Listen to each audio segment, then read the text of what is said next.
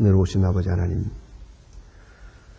약한 자를 강하게 하시고 게으른 자를 부지런하게 하시며 쉽게 넘어지는 자를 다시 일으켜 주시고 거짓된 자를 진실하게 하시며 항상 주의 뜻으로부터 멀어지기 쉬운 저희들을 주의 거룩하신 손으로 우리의 마음을 인도하시고 재촉해 주시고 용기를 주시는 주님의 크신 은혜와 사랑을 진심으로 감사하옵나이다. 병마 많은 세상에 살고 있습니다마는 우리가 특별한 위생을 지키지 못하나 우리의 건강을 지켜주신 하나님께 감사하며 많은 근심과 걱정이 우리의 마음을 짓누르고 있지만 그러나 이 모든 것을 이기고 오늘도 주님 앞에 나와 기도하며 찬송하게 하시고 사막에 버려진 자같이 고독할 때도 있지만은 주께서 저희를 보살피시는 중에 사람들이 생각할 수 없고 또 알 수 없는 가운데 하나님은 놀라운 은혜로 우리를 인도하셔서 소원의 항구로 인도하시고 부은에 넘치도록 은혜를 베풀어 주시고 지각에 넘치는 크고 놀라운 사랑으로 우리를 감싸주시는 오늘도 이 아침 주님 앞에 찬송하오니 진심으로 감사하옵나이다. 아침 안개와도 같고 초라하기 그지없는 사람들입니다마는 주께서 돌보아 주심으로 오늘이 있고 또 오늘도 하루를 시작하게 하시노니 이 놀라운 축복을 진심으로 감사하옵나이다. 성령의 감화를 소멸한 때가 많았습니다. 성령의 감화를 거역하기도 하고 성령의 지시해 주시는 대로 살지 못한 일이 너무 많으나 그럼에도 불구하고 다시 오늘도 성령으로 감화하시는 중에 거룩한 전에서 찬송하게 하시고 이렇게 아름답고 귀하게 하루의 새벽을 열게 하시오니 놀라운 축복을 진심으로 감사하옵나이다. 하나님 아버지, 우리들이 하고 있는 일, 또 자행하는 일들을 보아서는 도저히 복받을 만한 것이 못 됩니다. 하나님 앞에 죄송하기 그지없는 일들이 많이 있고 분쟁과 당쟁 그리고 사특함과 게으름, 거짓과 그 모든 우리의 마음을 어지럽히는 일들이 많이 있습니다. 도저히 복받을 만한 그릇이 못 되지만 하나님은 오래오래 참으시는 중에 오늘도 이 민족에게 복을 주시고 이 나라에 복을 주시고 우리에게 은혜 주심을 진심으로 감사하옵나이다. 하나님 아버지, 불쌍히 여기시고 긍휼히 여기시사 주의 인내하심이 아름다운 결과를 보게 하시고 주의 사랑이 열매를 맺게 하옵소서. 주께서 우리에게 성령으로 감화하시는 바가 오늘은 아름답고 귀한 성령의 열매를 후하게 맺을 수 있는 하루가 되기를 기도하옵나이다. 하나님, 주의 거룩한 말씀에 따라 살고 주의 주시는 성령의 역사에 따라서 베풀며 사는 저희들이 되게 하시고 주의 거룩한 성령에 따라 감사와 찬송으로 일관된 은혜롭고 복된 생을 살아가게 하여 주시옵소서. 자비하신 주여, 오늘도 은혜 베푸시사 이 날이 복되게 하옵소서.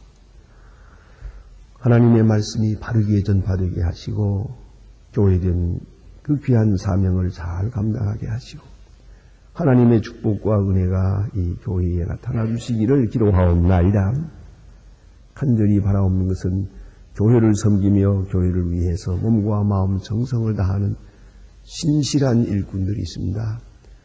이 모든 숨은 봉사를 기억하시고 우러주시는 큰 은혜와 축복으로 날마다 새롭게 더하여 주시옵소서. 간절히 바라옵는 것은 복음이 전파되지 못해서 복음을 들은 바 없어 구원받지 못하는 불쌍한 심령이 없게 하옵소서. 이 나라를 진리 위에 세워주시고 대통령으로부터 온 국민이 하나님 앞에 정직하고 바르게 서게 하시고 특별히 온 국민이 신뢰하고 믿고 존경하며 따라갈 수 있는 그러한 지도자들이 되고 또 백성이 되게 하여 주시옵소서. 잘 살기보다는 바르게 살기를 힘쓰는 백성이 되게 하시고 서둘러 거짓을 행하면서 큰 일을 이루려고 하지 말게 하시고 좀 더 겸손한 가운데서 부지런하고 성실하게 미래를 위하여 의를 쌓아갈 수 있는 이 민족이 되게 하여 주시옵소서. 주여, 저 북녘 땅에도 은총을 베푸시사 소리장막을 거두어 주시고 시야에서 울부짖는 성도들의 간절한 기도 들어주시고 그 역경 속에서 서로 복음을 전하는 일 힘주시고 용기를 주시사 하나님의 말씀이 온 땅에 편만하게 전해질 수 있게 하시고 어서속히 무너진 재단을 다시 쌓는 은혜의 아침을 허락하여 주시옵소서. 오늘도 해외에 있든지 여행 중에 있는 사람들, 군문에 나가 수고하는 젊은이들, 공부하는 자녀들이나 특별히 병중에 있는 분들과 슬픔을 당한 가정들, 그리고 며칠 앞두고 수험생들의 지금 수고가 있습니다. 하나하나 다 돌보시고 어디에서 무엇을 하든지 마음을 잡고 안정된 가운데서 주의 위로를 받아가며 행할 수 있게 도와주시고 내일 거룩한 주일을 위하여 준비하는 날이 되고 이 날이 복된 날이 되게 하시고 주의 이름을 찬송하는 은혜의 날이 되게 하여 주시옵소서. 주 예수 그리스도의 이름으로 기도드립니다. 아멘. 하나님의 말씀은 오늘 이사야 21장 이사야 21장입니다. 1절부터 17절까지 보게 됩니다. 이사야 21장 1절로 17절입니다. 지금 다 같이 한 목소리로 봉독하시겠습니다. 해변의 광야에 대한 경고라. 국경의 광야에서 두음의 땅에서 남방 회오리 바람같이 몰려왔도다. 혹독한 묵시가 그에게 보여도 수시에 나를 갈리우고 속이는 자가 속이고 약탈하는 자는 약탈할지 엘람이여 올라가고 메대여 바다 싸우라. 그의 모든 탄식이 내가 그치게 하였노라 하시도다. 그러므로 나의 고통에 심한 요새는 여동과 고통이 심하였으므로 고통으로 인하여 듣지 못하니 놀라며 보지 못하였도다. 내 마음이 진동하며 두려움이 나를 돌래며 희망의 소광이 변하여 내게 떨림이 되었도다. 그들의 식탁을 베풀고 파수꾼을 세우고 먹고 마시고다. 너희 백성들아 일어나 방백을 기름을 바를지어다. 주께서 내게 이르시기를 가서 파수꾼을 세우고 그 보는 것을 고하라. 마병대가 쌍방이 그런 것을 나귀 떼와 약대들을 보거든 자세히 유심히 들으라 하셨더니 파수꾼이 사자같이 부르짖기를 주여 내가 낮에 그를 망대하게 받 밤이 맞도록 파수하는 곳에 있더니 망대가 상당히 되오나이 내가 대장에 대답하여도 함락되었도다. 바벨론이여 그들의 신속한 부르시고 땅에 들어섰도다 하시도다. 너 나의 다정한 나의 땅이여 곡식이여 내가 이스라엘의 일남 군군의 여호와께 들은 대로 너희에게 고하였노라. 두마에 대한 경고라. 사람이 세일에서 나를 부르고 파수꾼이여 밤에 어떻게 되었는고 파수꾼이여 밤이 어떻게 되었는고 파수꾼이 가로되 아침이 오나니 밤도 오리라. 내가 물으리거든 물으라. 너희를 돌아올지니라. 아라비아에 대한 경고라.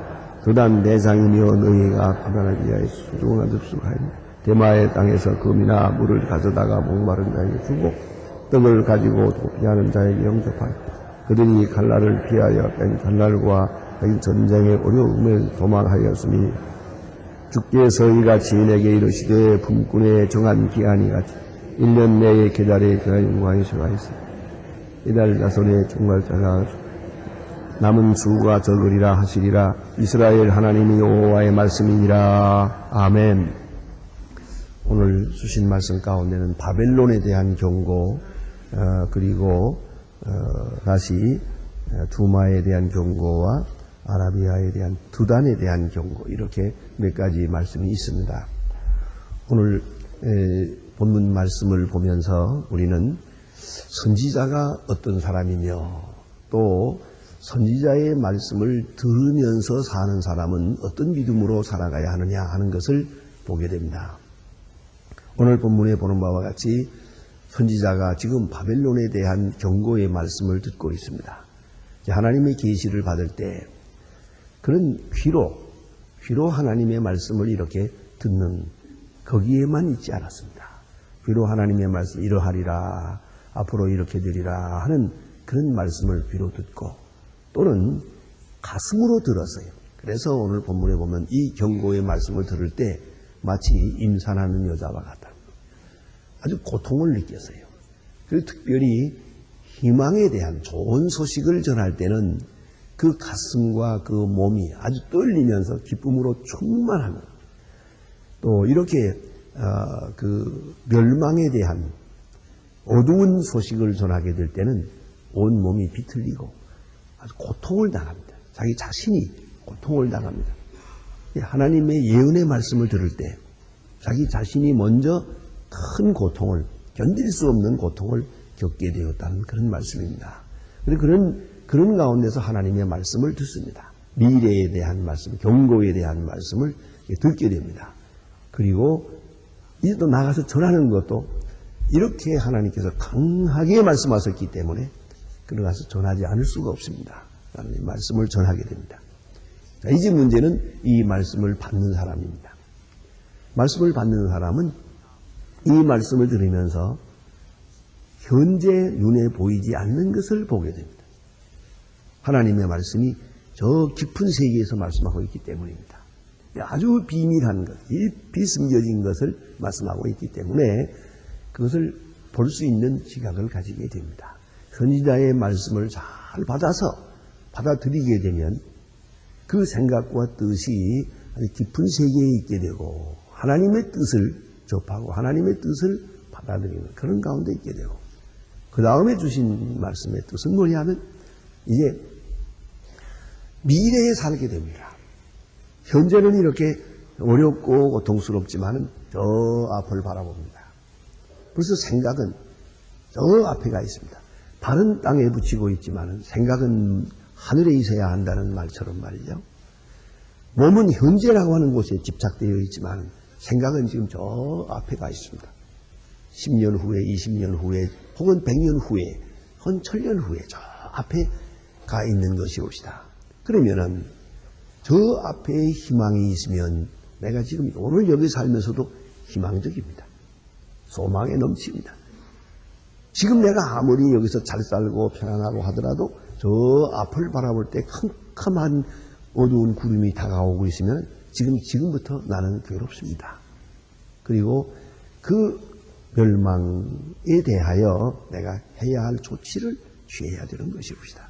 그래서 신앙이라는 것은 미래에 사는 것이고 미래에 사는 신앙의 근거는 하나님의 예언의 말씀에 있는 겁니다. 그래서 하나님의 말씀은 언제나 두 가지를 말해줍니다. 하나는 깊은 세계, 또 하나는 먼 미래의 세계를 말해줍니다. 보이는 세계를 말하고 있는 게 아니라 보이지 않는 세계를 말해줍니다. 그러면서 동시에 저 앞에 있는 앞에 될 일을 우리에게 말해줍니다. 이 두 가지 말씀을 들으면서 내가 지금 어떻게 대처해야 되나? 그것은 이 말씀을 듣는 그의 수용성, 그의 믿음, 그 듣는 바의 강도에 따라서 달라집니다. 확실하게 들으면 듣는 중에 벌써 내 마음에 변화가 옵니다. 그렇지 않습니까? 저 앞에 아주 기쁜 소식이 들려오는 것이 확실하게 믿어지고 확실하게 들려지고 확실하게 수용하게 되면 미래를 수용하게 되면 지금부터 가슴이 들뜹니다. 마치 뭐와 같은 거 아니? 자, 우리 아이들 보세요. 학교에서 소풍 간다, 놀러 간다, 뭐 이렇게 하면은요. 그거 말 전해지자마자 아이들은 와 하고요. 그때부터 벌써 4월 동안 잠도 못 잡니다. 소풍 가는 날은 그냥 벌써 들떠가지고 밤새 세웁니다. 이게. 그거 뭐 선물 가지고 가고 또 가지고 갈 거. 그거 만들어 보면서 어른들이 볼 땐 별것도 아닙니다만 걔들의 마음은 저 앞에 가 있습니다. 그 장꾸르기가 정신없이 자는 장꾸르기가 잠을 못 잡니다. 이것이 믿음입니다. 이런 것이 바로 믿음이요. 우리 믿는 사람이 저 앞에 있는 일이 이루어질 것을 하나님이 말씀하셨어요. 계속 예언으로 말씀하고 계세요. 그것이 확실하게 믿어지고 강도 높게 내 앞에 다가오게 될 때는 현재의 일은 보이는 게 없습니다. 그런 것이에요. 제가 인천에서 목회할 때 그런 사람을 보았어요. 딸 둘인데 아들이 없어요. 그런데 늘 그 딸은 늘했어요. 나는 우리 집에 아버지가 아들이 없음으로 해서 늘 쓸쓸해하는 것을 보기 때문에 아무래도 나는 맏딸로서 시집을 안 가고 아버지 어머니를 내내 섬겨야 될 것 같다고 그러더라고 그랬어요. 그거 쓸데없는 소리 하지 마라 그랬는데 정말 꼭 그렇게 할 거예요. 동생은 시집 가라고 그러고 나는 안 갈 거예요. 그러더라고. 그리고 열심히 공부하고 대학도 나오고 대학원도 나오고 그러더니 어쩌다가 연애가 시작이 됐어요. 그랬더니 아버지 어머니가 어딜 가는지 모르는지 전혀 정신 못 차리더라고. 그리고 어느 사이에 언제 그랬더냐 그래서 너 나한테 뭐라고 약속했잖아 그랬더니 아이고 그게 지금 문제입니까 지금? 시집 가서 남편과 어떻게 살까 그것 궁리하느라고 정신없는데 그 정도가 아니에요. 얼마나 이 집에서 많이 가지고 가나 그게 문제더라니까요. 그래 그 친정 아버지가 기가 막혀서 그 한마디 하는 걸 내가 보았어요. 그냥 눈에 보이는 대로 다 가져가겠다는데 이것도 가져가고 저것도 가지고. 자 이게 바로 미래지향적 인생이에요. 과거는 중요하지 않아요. 현재도 중요하지 않아요. 오직 미래만이 있는 거예요. 선지자가 미래에 대해서 말씀하시고 약속하시는 거예요. 그럼 오늘 여기 주신 말씀은 바벨론의 멸망을 예고합니다요. 아주 중요한 말씀이에요. 이스라엘은 지금 바벨론의 위협을 받고 있습니다. 그리고 바벨론에 포로됩니다. 사실은. 바벨론 포로되어 가지고 70년을 가서 끌려가서 고생을 합니다. 아무튼 큰 환란이 있고 바벨론이 지금 온 세계에 우뚝 선 나라가 됩니다. 본래는 아수르에 속한 조그만 나라였습니다만은 뒤에 이렇게 느부갓네살 때 와서는 온 세계를 호령하는 소위 바벨로니아 문명을 이룰 만큼 그런 큰 나라가 됩니다. 세력을 확장합니다. 이 세력이 확장되고 너무나도 그 당시에 굉장한 사건이었기 때문에 요한계시록에도 상징적으로 바벨론을 늘 말합니다. 바벨론의 영광, 바벨론의 권세를 말합니다. 그리고 그것이 또 무너질 때 또 극적으로 무너졌어요. 하루아침에 그냥 무너집니다. 오늘 본문에 보면 이런 말이 있죠. 속이는 자는 속이고 약탈하는 자는 약탈하도다 그랬죠. 이 말이 문자대로 이루어진 거랍니다. 속이는 자는 속이고 하는 말은 뭐냐면 이 고레스 왕이 파사 나라의 고레스 왕이 바벨론을 쳐들어올 때 바벨론 왕의 장사, 바벨론 왕에 속한 바벨론 왕의 섬기는 장군 두 사람이 이 정세가 바뀐 걸 보고 비밀리에 고레스 왕에게 가서 항복을 합니다. 그리고 고레스 왕 편의 사람이 됩니다. 그리고 마차를 타고 아주 당당하게 이 바벨론 궁정으로 들어옵니다.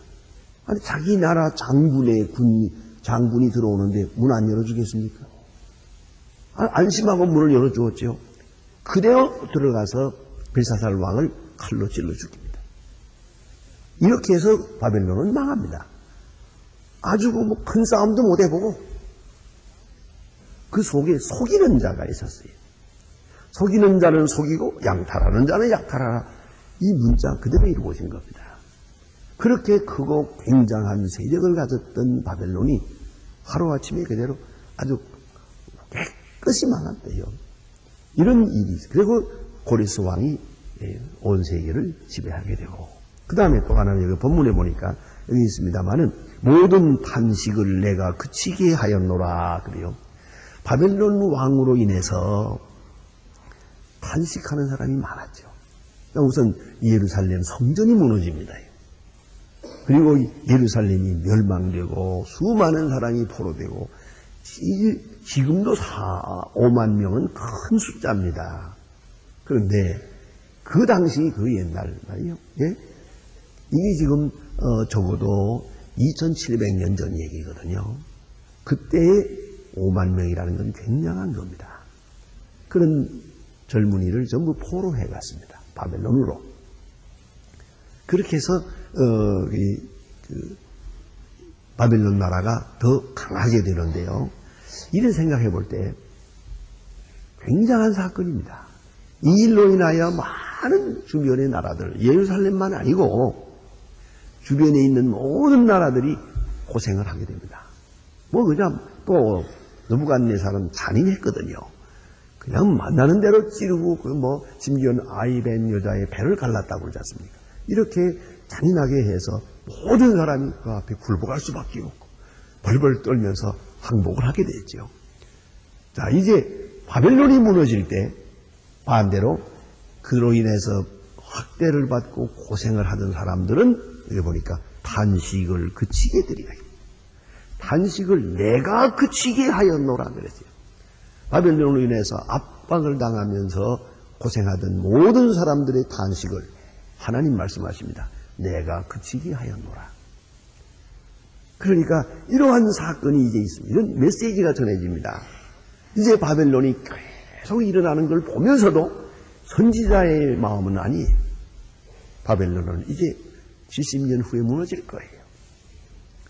바벨론 나라는 무너질 것이다. 그러면 세워진 나라를 보며 무너지는 것을 보고 영광으로 권세를 부리는 나라를 보면서 멸망을 봅니다.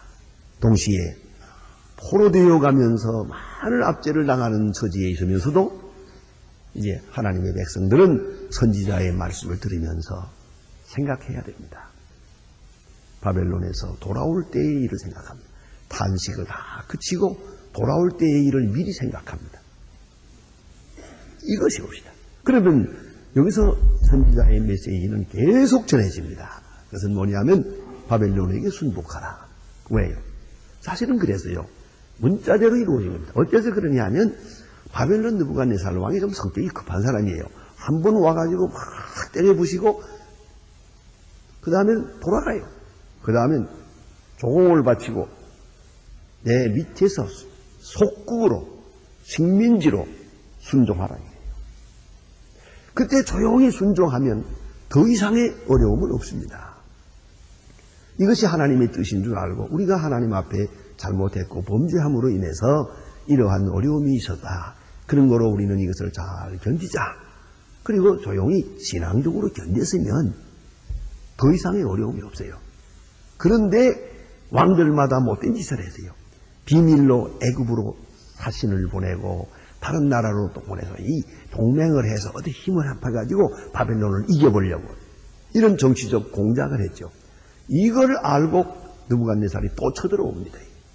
다시 쳐들어와가지고 또 한바탕 때려 부시고 가거든요. 그렇게 하기를 4번 했어요. 4번. 결국은 어찌 생각하면 이렇게 침략을 당할 때 조용히 순종하고 우리가 할 일을 합시다 하면 소극적인 것 같고 비애국자적인 것 같고 비열한 것 같고 나약한 것 같이 보이잖아요. 그러나 그것이 믿음이에요. 그냥 무작정 힘도 없으면서 자신도 없는 일에 다 죽더라도 끝까지 싸운단 말이에요. 다 죽더라도 끝까지 싸운다고 그럼 다 죽는 거죠. 그것처럼 미련한 것이 없어요. 이런 어려운 일을 당할 때 하나님 앞에서 다시 신앙을 점검하고 조용히 이 어려움을 참아나가야 되는 것이에요. 그럴 때에 하나님께서 하나님이 긍휼히 여기시오. 하나님께서 길을 열어주시는 거예요. 그러게 하기 위해서 선지자의 메시지는 전해집니다. 이 일은 바벨론 왕은 하나님이 쓰시는 막대기라는 거예요. 이 막대기니까 이 막대기로 너희를 치고 얼마 후에 이 막대기를 하나님이 꺾을 것이다. 바벨론은 곧 무너진다. 아무 걱정하지 말고 그냥 순종해라. 그냥 순복하고 너희 할 일을 하라. 바로 서고 진실하게 서고 의롭게 서고 거룩함을 쫓고 하나님의 말씀을 따라 살도록 힘쓰라. 그리하면 하나님이 저 앞에 있는 약속된 미래를 이루어 주실 거라고. 오늘 본문에 보니까 모든 탄식을 내가 그치게 하노라 하시도다. 이 말씀을 전적으로 믿는 사람이라면 지금 어떤 고난을 당해도 참고 기다려야죠. 그러했던 것이옵시다. 그 다음에 여기 주신 말씀은 계속 이사야가 그 계시를 받으면서 느낀 고통입니다. 얼마나 강하게 말씀하시는지 그것을 아주 피부로 느끼고요. 몸으로 경험하면서 고통을 당하고 있습니다. 그리고 모든 파수꾼을 향하여 외칩니다. 파수꾼이 사자같이 부르짖기를. 이건 바벨론의 멸망을 예언하는 것이에요. 그래서 사자같이 부르짖으면서 마병대가 쌍쌍이 오나이다. 그가 대답하여 가로되 함락되어도다 바벨론이요. 이것이 바로 이사야가 들은 하나님의 말씀이에요. 바벨론은 지금 일어나고 있어요. 그러나 이사야는 벌써 멸망을 보았어요. 멸망에 대한 환상을 보고 계시를 보았어요. 그리고 이것을 외칩니다. 엄청난 세력으로 일어나는 바벨론을 보면서 선지자는 바벨론의 멸망까지 다 보고 있습니다. 하나님이 세우시고 하나님이 소멸하시고 하나님의 손에 의해서 이 사건들이 다 이루어지고 있다는 거죠.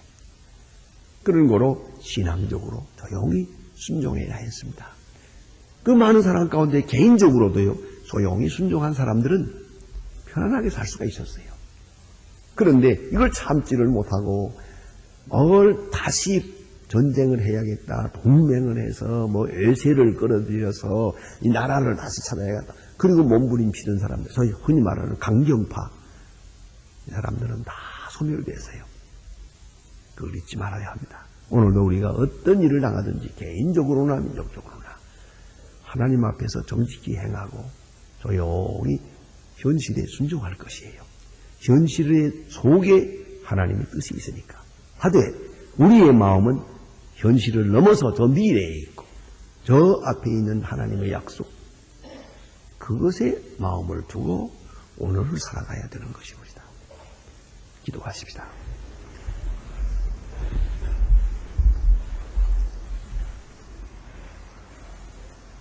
하늘에 계신 우리 아버지시여, 이름이 거룩히 여김을 받으시오며 나라의 마옵소서. 뜻이 하늘에서 이룬 것 같이 땅에서도 이루어지. 오늘날 우리에게 일용할 양식을 주옵시고 우리가 우리에게 죄 진 자를 사해 준 것 같이 우리 죄를 사해 주옵시고 우리를 시험에 들게 하지 마옵소서. 다만 악에서 구하옵소서. 내 나라와 권세와 영광이 아버지께 영원히 있사옵나이다. 아멘.